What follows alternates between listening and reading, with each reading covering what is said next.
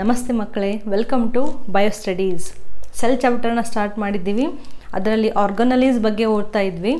Endoplasmic reticulum ನಾನು ಪ್ರತಿ ವಿಡಿಯೋದಲ್ಲೂ ಇದನ್ನ ರಿಪೀಟ್ ಮಾಡ್ತಾನೆ ಇರ್ತೀನಿ, ಯಾಕಂದರೆ ನಿಮಗೆ ಅದು ಕೇಳಿ ಸ್ಪೆಲ್ಲಿಂಗ್ಸು ಕರೆಕ್ಟಾಗಿ ಗೊತ್ತಾಗಬೇಕು ಅಂತ, ಆ ವರ್ಡು ಕರೆಕ್ಟಾಗಿ ಗೊತ್ತಾಗಬೇಕು ಅಂತ. ಸೊ ಯಾವ್ಯಾವ ಆರ್ಗನಲೀಸನ್ನು ಸ್ಟಡಿ ಮಾಡಿದ್ದೀವಿ ನಾವು? ಎಂಡೋಪ್ಲಾಸ್ಮಿಕ್ ರೆಟಿಕ್ಯುಲಮ್, ಅದಾದಮೇಲೆ Golgi complex, lysosome, say along with me, lysosome, ಅದಾದಮೇಲೆ vacuole. Then we have studied mitochondria and plastid. Mitochondria and plastid separate theory study ಮಾಡಿದ್ವಿ ನಾವು, double membrane covered organelles. And in this video will study about the next type of organelle, that is ribosomes. Organelle ಅಂದರೆ ಎಷ್ಟು type ಇದ್ದು? 3 type. ಅದರಲ್ಲಿ ಮೊದಲನೇದು ಯಾವುದು? Membraneless, single membrane covered, double membrane covered. So ribosomes ಎದರಲ್ಲಿ ಬರುತ್ತೆ? It is the membraneless organelle. ಅಂದರೆ ಇದಕ್ಕೆ ಅದರದೇ ಆದಂತಹ ಒಂದು ಪೊರೆ ಆಗಲಿ ಅಥವಾ ಒಂದು ಮೆಂಬ್ರೇನ್ ಆಗಲಿ ಹೊರಗಡೆಯಿಂದ ಇರೋದಿಲ್ಲ, ಇದು ಓಪನ್ ಆಗಿರುತ್ತೆ. So it is a membraneless organelle. ಬರೆದ್ಬಿಡೋಣವಾ? So first point, ribosomes, these are the membraneless organelle, N-E-double-L-E. Okay, which type of cells has this ribosomes? Ribosomes ಯಾವ ಸೆಲ್ನಲ್ಲಿ ಕಂಡು ಬರ್ತವೆ? They are present in both prokaryotes and eukaryotes. Correcta? Do you agree with me with this point? Prokaryotes and eukaryotic ಎರಡೂ ಸೆಲ್ಗಳಲ್ಲಿ ಈ ಮೆಂಬ್ರೇನ್ಲೆಸ್ ಆರ್ಗನಲ್ಲಿ ರೈಬೋಸೋಮ್ಸು ಕಂಡು ಬರ್ತವೆ. Of course ಅಲ್ಲಿ difference ಇದೆ. ಪ್ರೊಕ್ಯಾರಿಯೋಟ್ಸ್ ಅಂದರೆ ಅಲ್ಲಿ 70S ಇರುತ್ತೆ, ಯೂಕ್ಯಾರಿಯೋಟ್ಸ್ ಅಂದರೆ ಅಲ್ಲಿ 80S ಇರುತ್ತೆ. ಅದನ್ನು ನಾವು ಆಮೇಲೆ ಸ್ಟಡಿ ಮಾಡೋಣ. ಓಕೆ, ಈ ರೈಬೋಸೋಮ್ಸ್ಗಳನ್ನು ಫಸ್ಟ್ ಡಿಸ್ಕವರ್ ಮಾಡಿದ್ದು ಯಾರು ಅಂತಂದರೆ ಪೆಲೆಡೆ ಅನ್ನುವಂತಹ ವಿಜ್ಞಾನಿ. ಸೊ ಅದಕ್ಕೆ ಈ ರೈಬೋಸೋಮ್ಸ್ಗಳನ್ನು ಪೆಲೆಡೆ ಪಾರ್ಟಿಕಲ್ಸ್ ಅಂತಲೂ ಕರೀತಾರೆ. PALADE ಆ ಸೈಂಟಿಸ್ಟ್ ಹೆಸರು, ಪೆಲೆಡೆ ಪಾರ್ಟಿಕಲ್ಸ್. ಓಕೆ, ಜಸ್ಟ್ ಅವ್ರಿಗೆ ಒಂದು ಹಾನರ್ ಮಾಡ್ದಂಗೆ, ಒಂದು ಗೌರವ ಸೂಚಿಸ್ದಂಗೆ. What exactly are these ribosomes? Almost ನಾವು ಫಸ್ಟ್ ಚಾಪ್ಟರ್ ಯಾವುದು ಲಿವಿಂಗ್ ವರ್ಡ್ನಲ್ಲೂ ಕೂಡ ಪ್ರೊಕ್ಯಾರಿಯೋಟ್ಸ್ಗಳ ಬಗ್ಗೆ ಕಲಿಬೇಕಾದ್ರೆ ಸೆಕೆಂಡ್ ಚಾಪ್ಟರ್ ಬಯಾಲಜಿಕಲ್ ಕ್ಲಾಸಿಫಿಕೇಷನ್ನಲ್ಲಿ ಪ್ರೊಕ್ಯಾರಿಯೋಟ್ಸ್ಗಳ ಬಗ್ಗೆ ಕಲಿಬೇಕಾದ್ರೆ ಈ ರೈಬೋಸೋಮ್ ಅನ್ನುವಂತಹ ವರ್ಡನ್ನು ಯೂಸ್ ಮಾಡ್ತಾ ಇದ್ದೀವಿ. ಏನಿವು ಆ್ಯಕ್ಚುಲಿ ರೈಬೋಸೋಮ್ಸ್? ಯಾಕೆ ಅವಕ್ಕೆ ಅಷ್ಟು ಇಂಪಾರ್ಟೆನ್ಸ್ ಇದೆ? See, ribosomes, these are nothing but the ribonucleoproteins. Okay, ಏನಿವು ರೈಬೋಸೋಮ್ಸ್ ಅಂದರೆ they are the ribonucleoproteins. ಹಾಗಂದರೆ ಏನು? ದೀಸ್ ರೈಬೋಸೋಮ್ಸ್ 2 ಸ್ಟ್ರಕ್ಚರ್ಗಳನ್ನು ಕೂಡಿ ಅವು ಆಗಿರ್ತವೆ. ಯಾವ್ಯಾವು? ಒಂದು RNA, ಓಕೆ, ಪ್ಲಸ್ ಪ್ರೋಟೀನ್ಸ್. ಸರಿನಾ? ಸೊ ರೈಬೋಸೋಮ್ಸ್ಗಳಲ್ಲಿ ನಮಗೆ 2 ರೀತಿಯಾದಂತಹ ಸ್ಟ್ರಕ್ಚರ್ಸ್ ಸಿಗ್ತವೆ. ಯಾವ್ಯಾವುದು? RNA ಮತ್ತು ಪ್ರೋಟೀನ್ಸ್. ಈ RNA ಅಂತಂದರೆ ನಮಗೆ we have different types of RNA.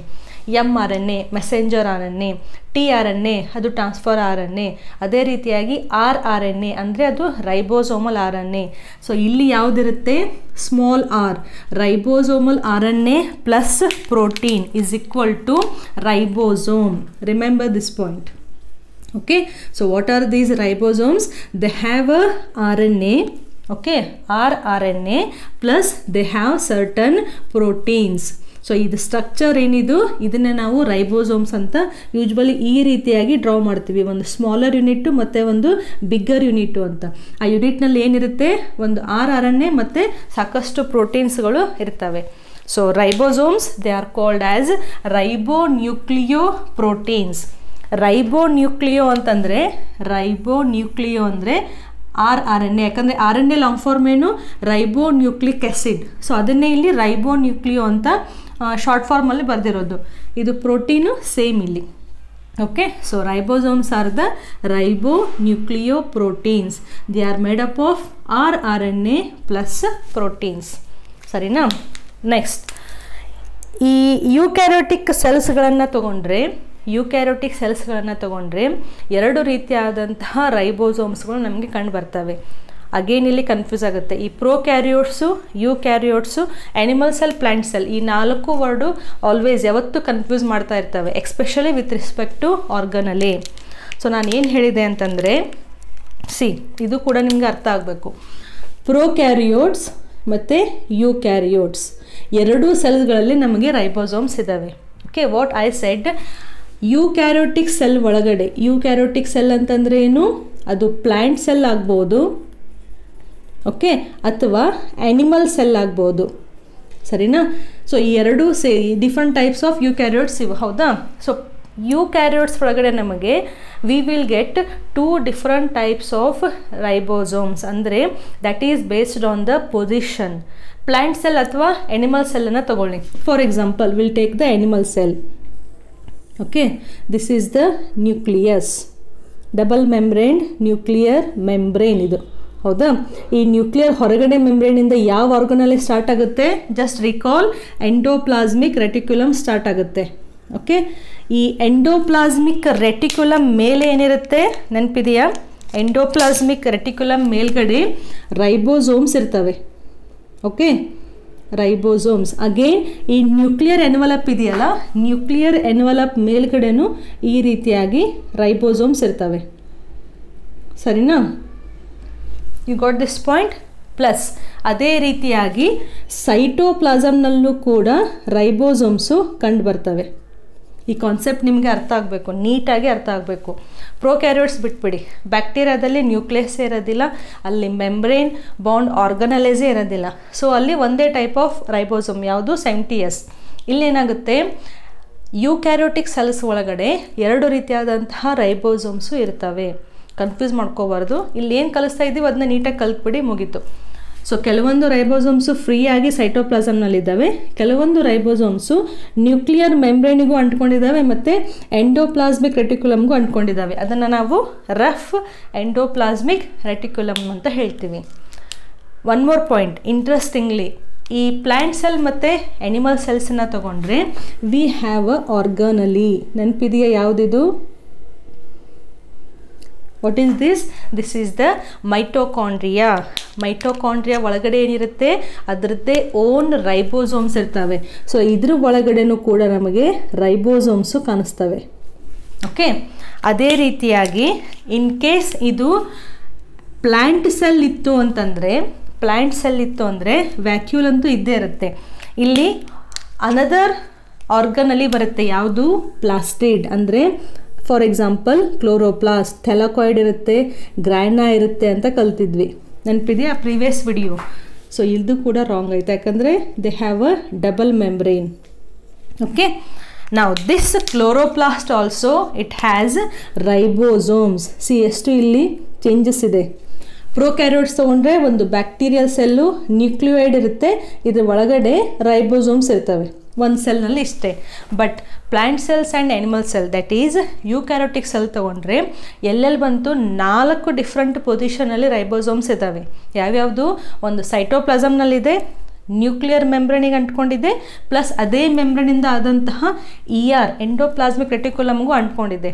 ಅದನ್ನು ಬಿಟ್ಟು ಮೈಟೋಕಾಂಡ್ರಿಯಾ ಒಳಗಡೆನೂ ರೈಬೋಸೋಮ್ಸ್ ಇದ್ದಾವೆ, ಪ್ಲಾಸ್ಟಿಡ್ಸ್ ಕ್ಲೋರೋಪ್ಲಾಸ್ಟ್ ಒಳಗಡೆನೂ ರೈಬೋಸೋಮ್ಸ್ ಇದ್ದಾವೆ, ಸರಿನಾ. No, I said 2 types of ribosomes. ಈ ಆರ್ಗನಲೈಸ್ ಒಳಗಡೆ ಏನು ರೈಬೋಸೋಮ್ಸ್ ಇದಾವಲ್ಲ, these are called as organelle ribosomes. Okay, next one, ಈ ಸೈಟೋಪ್ಲಾಸಮ್ ಮತ್ತು ಎಂಡೋಪ್ಲಾಸ್ಮಿಕ್ ರೆಟಿಕ್ಯುಲಮ್ ಮೇಲಿದ್ದಾವಲ್ಲ, ದಿಸ್ ಒನ್ ಸೈಟೋಪ್ಲಾಸಮ್ನಲ್ಲಿರೋದು ಪ್ಲಸ್ ನ್ಯೂಕ್ಲಿಯರ್ ಎನ್ವಲಪ್ ಮೇಲಿರೋದು ಮತ್ತು ಮೇಲೆ ಇರೋದು, ಇದನ್ನು ನಾವು ಸೈಟೋಪ್ಲಾಸ್ಮಿಕ್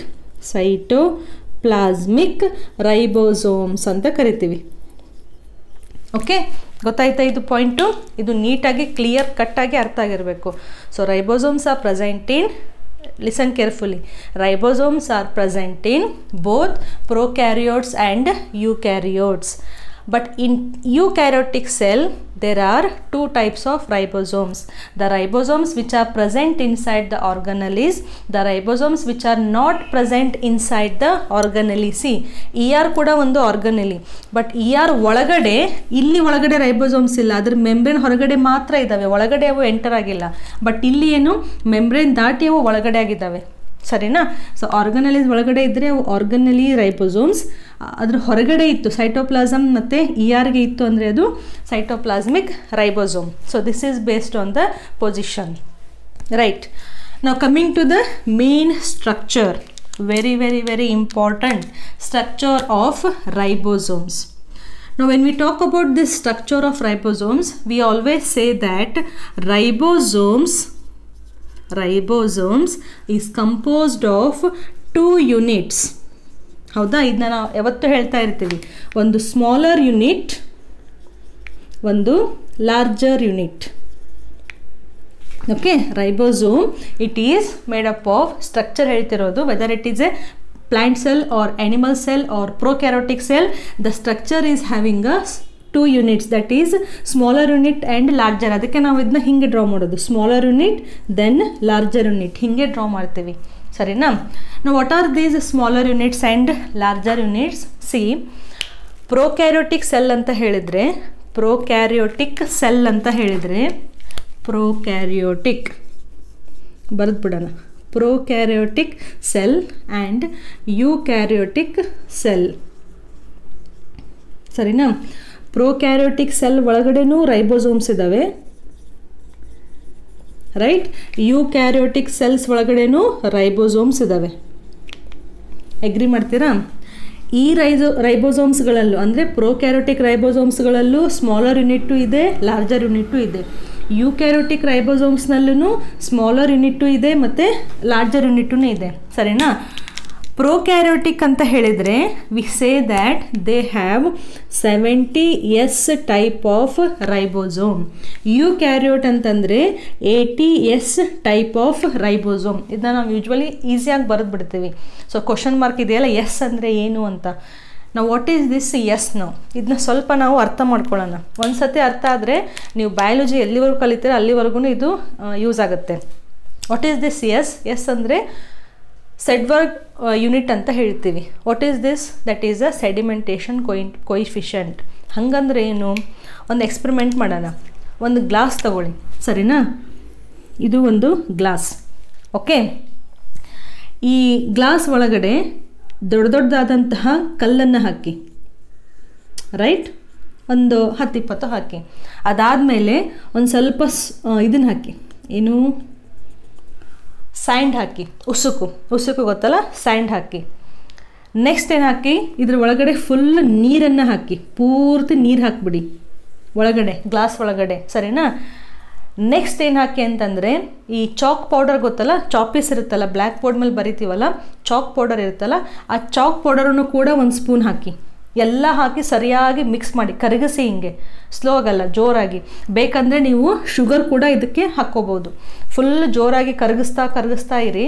ಸ್ವಲ್ಪ ಹೊತ್ತು ಬಿಟ್ಟು ಹಾಗೆ ನೋಡ್ತಾ ಇರಿ ಆ ಬಾಟಲನ್ನು, ಗ್ಲಾಸಿನ ಬಾಟಲ್ ಅಂದರೆ ನಿಮ್ಗೆ ಟ್ರಾನ್ಸ್ಪರೆಂಟ್ ಇರಬೇಕು. ಏನಾಗುತ್ತೆ, ಫುಲ್ ನೀರು, ಅದರಲ್ಲಿರುವಂತಹ ಪಾರ್ಟಿಕಲ್ಸು ಎಲ್ಲ ತಿರುಗ್ತಾ ಒಂದೊಂದು ಲೇಯರ್ಗೆ ಬಂದು ಕುತ್ಕೋತವೆ. Do you agree with this? ಒಂದೊಂದು ಲೇಯರಿಗೆ ಬಂದು ಅವು ಕುತ್ಕೋತವೆ. ಹೆಂಗೆ? ಈ ಕಲ್ಲಿತ್ತು ಅಂತಂದರೆ ಅದು ಫುಲ್ ಹೆವಿ ಇರುತ್ತೆ, ಹೌದಾ. ಇದು ಹೆವಿ ಪೂರ್ತಿ ಕಲ್ಲು ಇಲ್ಲಿ ಬಂದು ಕುತ್ಕೊಂಡ್ಬಿಡುತ್ತೆ ಪೂರ್ತಿ ಕೆಳಗಡೆ. ಅದ್ರ ಮೇಲ್ಗಡೆ ಏನಾಯಿತು, ಉಸುಕು ಬಂದು ಕುತ್ಕೊಳ್ಳುತ್ತೆ, ಸರಿನಾ. ನೆಕ್ಸ್ಟ್ ಇದು ಫುಲ್ ನೀರಂತ ಅಂದ್ಕೊಳ್ಳಿ. ಈ ನೀರು ಒಳಗಡೆ ಶುಗರ್ ಹಾಕಿದ್ದೀವಲ್ಲ, ಅದಂತೂ ಕರಗೆ ಹೋಗ್ಬಿಟ್ಟಿರುತ್ತೆ. ಅದು ಸೈಜ್ ಎಷ್ಟಿರುತ್ತೆ ಅಂದರೆ ಅದು ಆರಾಮಾಗಿ ಡಿಸಾಲ್ವ್ ಆಗಿಬಿಡುತ್ತೆ. ಪ್ಲಸ್ ಇಲ್ಲಿ ಇನ್ನೂ ಒಂದು ಸಿಗುತ್ತೆ, ಏನು, ಮೇಲ್ಗಡೆ ನಿಮಗೆ ಚಾಕ್ ಪೌಡರ್ ಹಾಕಿದ್ರಲ್ಲ, ಆ ಚಾಕ್ ಪೌಡರ್ ಮೇಲ್ಗಡೆ ತೇಲ್ತಾ ಇರುತ್ತೆ. ಸೊ ಈ ಎಕ್ಸ್ಪೆರಿಮೆಂಟಲ್ಲಿ ಏನಾಗ್ತಿದೆ, ನಾವು ಏನೇನು ಒಳಗಡೆ ಆ್ಯಡ್ ಮಾಡ್ತಾ ಇದ್ದೀವಲ್ಲ, ಒಂದು ಸಬ್ಸ್ಟೆನ್ಸ್ ಅಥವಾ ಯಾವುದೋ ಒಂದು ವಸ್ತುವನ್ನು, ಆ ವಸ್ತುವಿನ ಸೈಜ್ ಮೇಲೆ ಅವು ಬೇರೆ ಬೇರೆ ಲೇಯರ್ಗಳಿಗೆ ಅವು ಸಪ್ರೇಟ್ ಆಗ್ತಾ ಇದ್ದಾವೆ. ಅರ್ಥ ಆಗ್ತಿದೆಯಾ? Simple experiment. ಇದೇ ಸೇಮ್ ಎಕ್ಸ್ಪೆರಿಮೆಂಟನ್ನು ನಾವು ಲ್ಯಾಬ್ನಲ್ಲೂ ಕೂಡ ಮಾಡ್ಬೋದು. ಬಟ್ ಲ್ಯಾಬ್ನಲ್ಲಿ ನೀವು ಕಲ್ಲು, ಮಣ್ಣು, ಉಸುಕು, ಸಿಮೆಂಟು ಹಾಕಬಾರ್ದು. ಬಯಾಲಜಿ ಲ್ಯಾಬ್ರೋಟ್ರಿ ಅಂತಂದರೆ ಸೆಲ್ ನಮಗೆ ಒಂದು ರಾ ಮಟೀರಿಯಲ್, ಹೌದಾ. ಸೊ ಒಂದು ಟೆಸ್ಟ್ ಟ್ಯೂಬ್ ತೊಗೊಳ್ಳಿ. So this is one test tube. ನಿಮಗೆ ಟೆಸ್ಟ್ ಟ್ಯೂಬ್ ಅಂತಂದರೆ ಕಾಲೇಜ್ ಸ್ಟಾರ್ಟ್ ಆದಮೇಲೆ ಅರ್ಥ ಆಗುತ್ತೆ. ಟೆಸ್ಟ್ ಟ್ಯೂಬ್ ನೀವು ಬಯಾಲಜಿನಲ್ಲಿ, ಕೆಮಿಸ್ಟ್ರಿನಲ್ಲಿ ಯೂಸ್ ಮಾಡ್ತಾನೆ ಇರ್ತೀರ. ಈ ಟೆಸ್ಟ್ ಟ್ಯೂಬ್ ಒಳಗಡೆ ಒಂದು ಟಿಶ್ಯೂವನ್ನು ಹಾಕಿ, ಟಿಶ್ಯೂ ಅಂದರೆ ಒಂದು ಅಂಗಾಂಶ.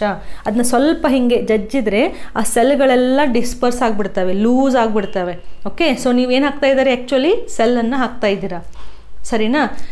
ಈ ಟೆಸ್ಟ್ ಟ್ಯೂಬ್ ಏನಿದೆಯಲ್ಲ, ಈ ಟೆಸ್ಟ್ ಟ್ಯೂಬ್ ಒಳಗಡೆ ಸೆಲ್ ಇದೆ. ಸೆಲ್ ಅಂತಂದರೆ ಏನು, ಅಲ್ಲಿ ಸೈಟೋಪ್ಲಾಸಮ್ ಇದೆ, ನ್ಯೂಕ್ಲಿಯಸ್ ಇದೆ, ಜೆನೆಟಿಕ್ ಮಟೀರಿಯಲ್ ಇದೆ, ಆರ್ಗನಲೈಸ್ ಇದೆ. ಒಟ್ಟಿನಲ್ಲಿ ಸೆಲ್ಲಲ್ಲಿರುವಂತಹ ಎಲ್ಲ ಪಾರ್ಟಿಕಲ್ಸು ಈ ಟೆಸ್ಟ್ ಟ್ಯೂಬ್ನಲ್ಲಿ ಇದ್ದಾವೆ, ಸರಿನಾ. ಇಲ್ಲಿ ಹೆಂಗೆ ನಾವು ತಿರುಗಿಸಿದ್ವಲ್ಲ ಅದೇ ರೀತಿಯಾಗಿ ಇಲ್ಲಿ ನಾವು ತಿರುಗಿಸೋದಿಲ್ಲ. ಇಲ್ಲಿ ಒಂದು ಇನ್ಸ್ಟ್ರೂಮೆಂಟ್ ಇರುತ್ತೆ, ಸೆಂಟ್ರಿಫ್ಯೂಜ್ ಅಂತ ನಾವು ಹೇಳ್ತೀವಿ ಅದನ್ನ. ಸೊ ಆ ಸೆಂಟ್ರಿಫ್ಯೂಜ್ ಮಷೀನ್ನಲ್ಲಿ ಈ ಟೆಸ್ಟ್ ಟ್ಯೂಬ್ನ ಇಟ್ಟು ಬಟನ್ ಒತ್ತಕ್ಬಿಡಿ, ಅದು ತಾನೇ ಮಿಕ್ಸರ್ ಜಾರ್ನಂಗೆ ತಿರುಗಲಿ ಸ್ಟಾರ್ಟ್ ಆಗುತ್ತೆ. ಬಟ್ ನಮ್ಮ ಮಿಕ್ಸರ್ ಜಾರ್ಗಿಂತಲೂ ಜಾಸ್ತಿ ಫಾಸ್ಟಾಗಿ ತಿರುಗ್ತಾ ಇರುತ್ತೆ. ಓಕೆ, ಒಂದು ನಿಮಿಷದಲ್ಲಿ ಅದು ಎಷ್ಟೋ 1000 ರೊಟೇಷನ್ ಆಗಿರುತ್ತಂತೆ, ಅಷ್ಟು ಫಾಸ್ಟಾಗಿರುತ್ತೆ ಅದರದ್ದು ಫೋರ್ಸು, ಸೆಂಟ್ರಿಫ್ಯೂಗೇಷನ್ ಫೋರ್ಸ್. ಓಕೆ, ಈ ಅಲ್ಟ್ರಾ ಸೆಂಟ್ರಿಫ್ಯೂಗೇಷನ್ ಅಂತಲೂ ಹೇಳ್ತಾರೆ.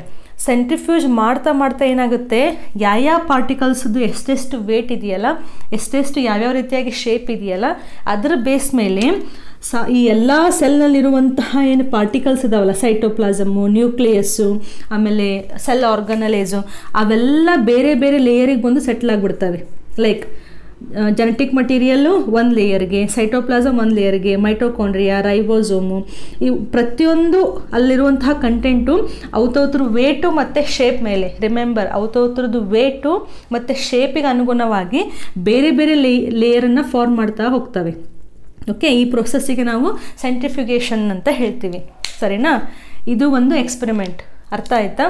ನೆಕ್ಸ್ಟ್ ಒನ್ ಮೋರ್ ಎಕ್ಸ್ಪೆರಿಮೆಂಟ್ ಅಲ್ಲ, ಸಿ, ನಾವು ಡಿಸ್ಟೆನ್ಸನ್ನು ಅಳಿಬೇಕು ಅಂತಂದರೆ ಲೆಂತ್ ಅಂತ ಹೇಳ್ತೀವಿ.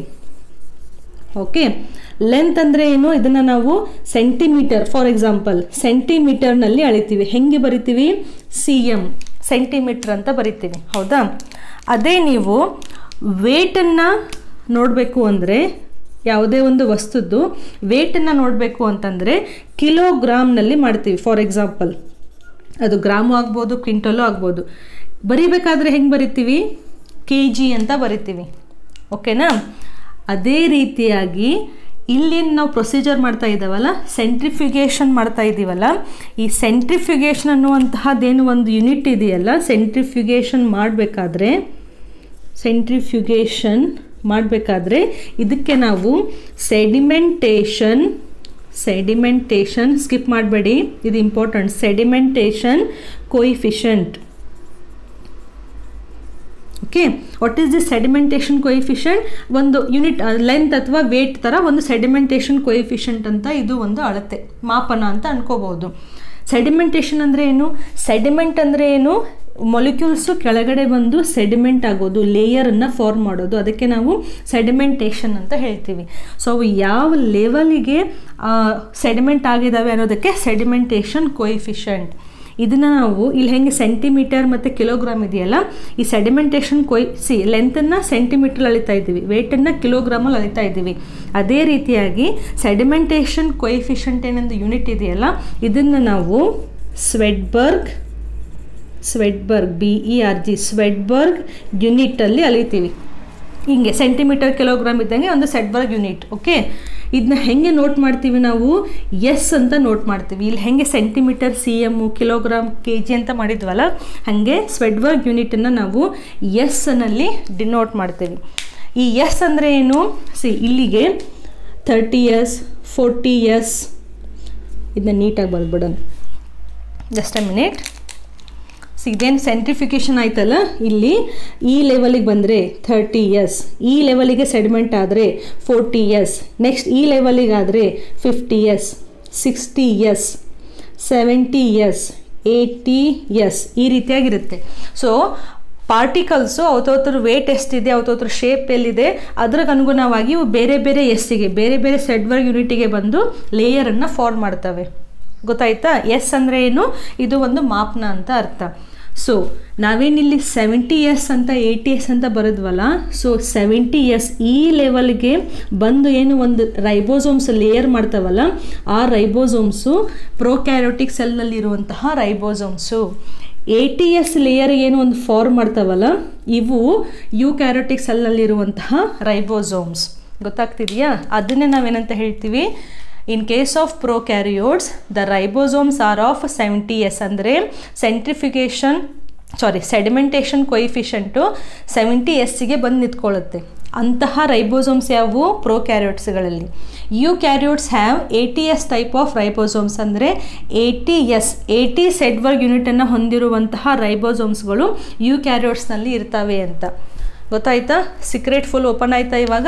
ಎಸ್ ಅಂದರೆ ಏನು? ಸೆಡ್ವರ್ಗ್ ಯೂನಿಟ್. ಎದರದ್ದು ಯೂನಿಟ್ ಇದು? ಸೆಡಿಮೆಂಟೇಷನ್ ಕೊಯಿಫಿಷಿಯಂಟನ್ನು ಅಳತೆ ಮಾಡುವಂತಹ ಒಂದು ಯೂನಿಟ್.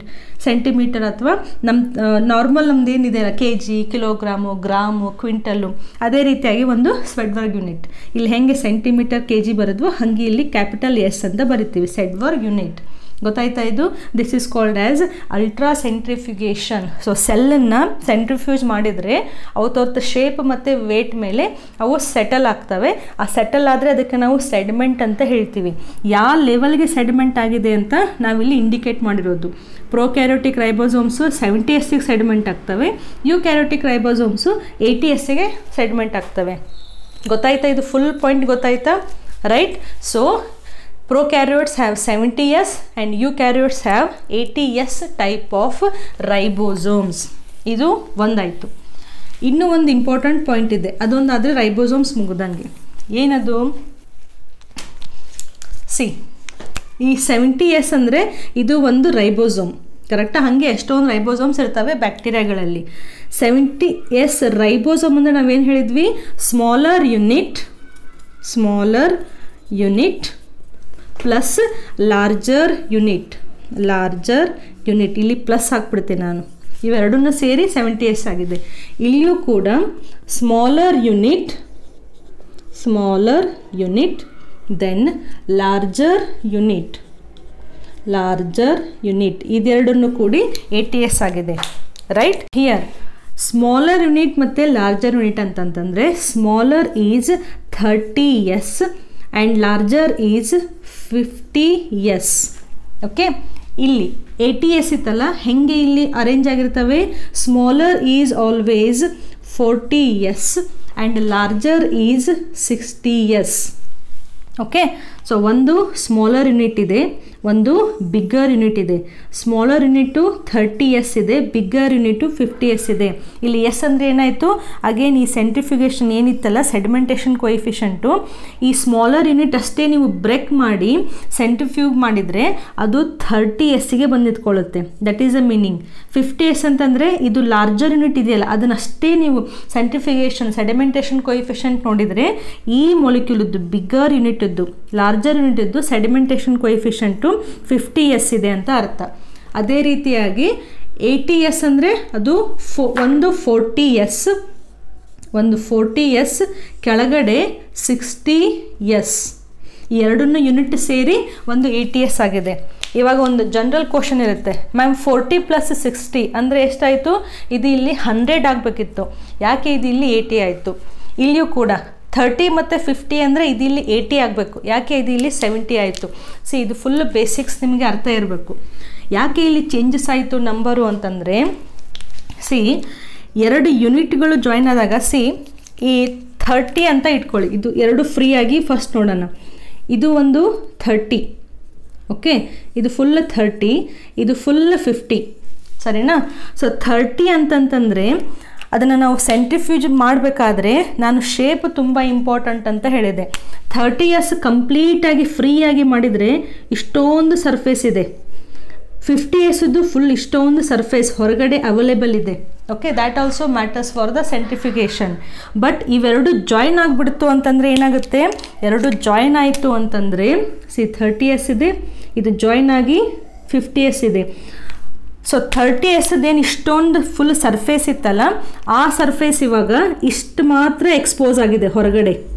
ಓಕೆ, 50sದ್ದು ಇಲ್ಲಿ ಅದು ಅಂಟ್ಕೊಂಡ್ಬಿಡ್ತು ಅಂತಂದರೆ ಅಷ್ಟು ಸರ್ಫೇಸ್ ನಮಗೆ ಸೆಂಟ್ರಿಫಿಕೇಷನಲ್ಲಿ ಎಕ್ಸ್ಪೋಸ್ ಆಗಲೇ ಇಲ್ಲ, ಅದು ಒಳಗಡೆನೇ ಉತ್ಕೊಂಡ್ಬಿಡ್ತು.